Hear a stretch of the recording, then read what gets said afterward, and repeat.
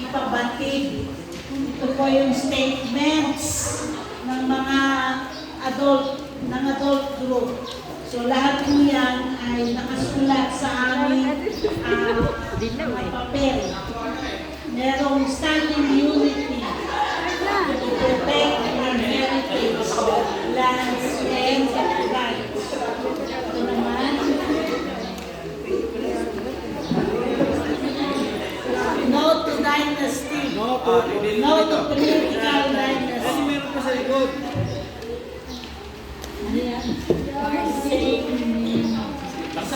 Same thing.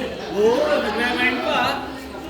Ito naman sa akin, kapaligiran na ingatan para sa bayan at kainang kalikasan. Kapaligiran na ingatan. So, medyo kami magkakatulad. Yung sa akin, yung kinanta ng youth, all potok, mangalin, alagaan, ang lupa. At sabi ng kalikasan, biyaya ito ng Diyos. Ingatan. May ano, picture na ito.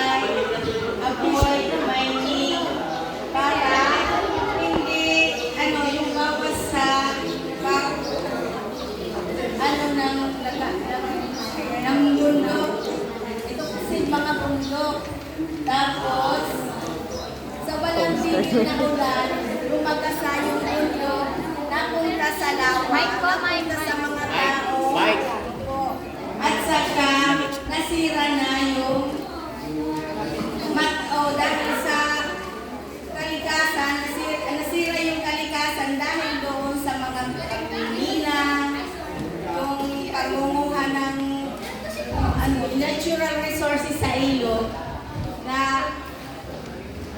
rumagasa yung ilog papunta na sa kabayanan, sa kabahayan, sa bayan, sa mga tao. Sanhinang malaking yung makapal na ulap at maging makapal din na ulan at resulta ng baha. Resulta ng sira ng mga kabahayan, bumaha sa lalawigan. Naman po, Pinsan eh, lamig. ang halagaan ng kalikasan dahil ito ang buhay at kalikasan. Climate change, ibig sabihin po, ito po yung pangalagaan natin at pagkaling ng mga puno, tayo susunod ng mga basura, ng plastic, dahil sa kapabayaan na natin, ang ating mundo ay paiba-iba ang klima. Hindi na po siya normal, abnormal na po. Kaya kailangan talagang alagaan natin pagkaling tayo ng maraming puno. Huwag na raw magsunog baka may nagsisigatan dyan. Bawa na po ng mga puno, kaya bumabaha. Kabundukan ko. Itigil ang illegal logging. Stand in unity, respect, understanding, and also adapt patututo. Lalo na sa kapaligiran natin, kalikasan natin. Salamat. Medyo madumi lang. Pero dito nakakahayag ang lahat. Dapat ang sentro sa atin ang Panginoon. Kalikasan. Ang tubig ay kalusugan. Kaya dapat natin laging alagaan at huwag natin tapunan kung ano mang itatapon. Ang lupa ay buhay. Ayan po, yung sinabi po ng ating bisita kanina.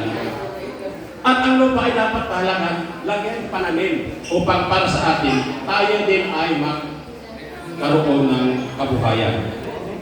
Ang mga hayop, yun po ay dapat nating pangalagaan kasi sila ang katuwang natin sa buhay.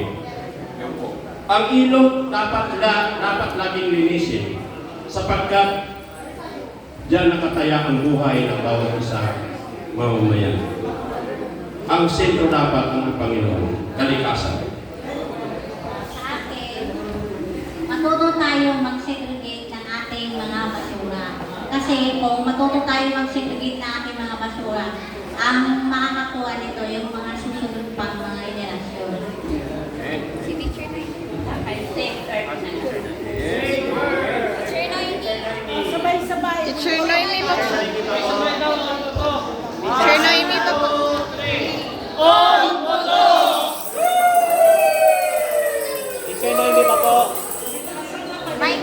Mic po.